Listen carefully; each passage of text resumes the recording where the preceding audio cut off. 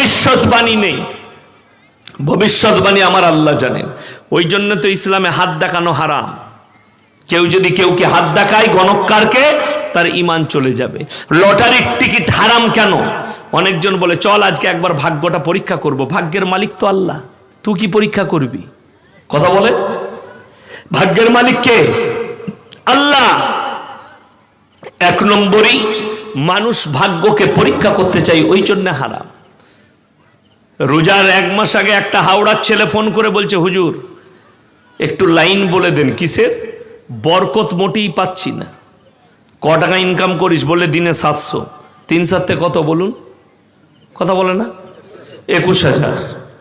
মাসে 21,000 টাকা ইনকাম, বরকত নেই। আমি বললাম তুমি যে কোনো পাপেতে লিপ্ত আছো। হয় সুদ খাও, গাঁজা খাও, মদ খাও, ব্যভিচার করো, তা না হলে তুমি লটারি কাটো, না হলে জুয়া খেলো, যে কোনোতে তুমি লিপ্ত আছো। বলে হুজুর আমি 5 ওয়াক্ত নামাজ পড়ি, আমি কোনো কাজে লিপ্ত নাই, তবে মাঝে মাঝে কখনো কখনো লটারি কাটি। আমি বলে ওইখানেই তো বরকত ঢুকিয়েছিস বে। আমি বললাম তোমার ইমামের বেতন কত? হুজুর 6,000।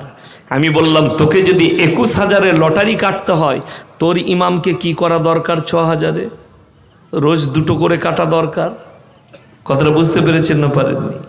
আমাদের সমাজের লোক শুনেলেন 20,000 30,000 রোজগার করে, তাদের বউকে রাস্তায় বেরিয়ে বন্ধন লোন আর গ্রুপ লোন করতে হচ্ছে। তোমার ইমামের বেতন কত? 5,000 6,000 টাকা বেতন দাও, তার বউকে বাইরে বেরিয়ে বন্ধন লোন গ্রুপ লোন করতে হয়নি। তুমি কানবে আর ভাববে যে কোনো পাপেতে তুমি লিপ্ত আছো, যার কারণে তুমি তোমার মালে বরকত পাওনি। তা না হলে ইমাম সাহেবের 6,000-এ আল্লাহ এত বরকত দিয়েছে, তাকে লটারিও কাটতে হয়নি, তাকে হারাম রাস্তা ইখতিয়ার করতে হয়নি, তার বিবিকে রাস্তায় বেরিয়ে গ্রুপ লোন আর বন্ধন লোন করতে হয়নি। এটা ভাবার বিষয় আছে।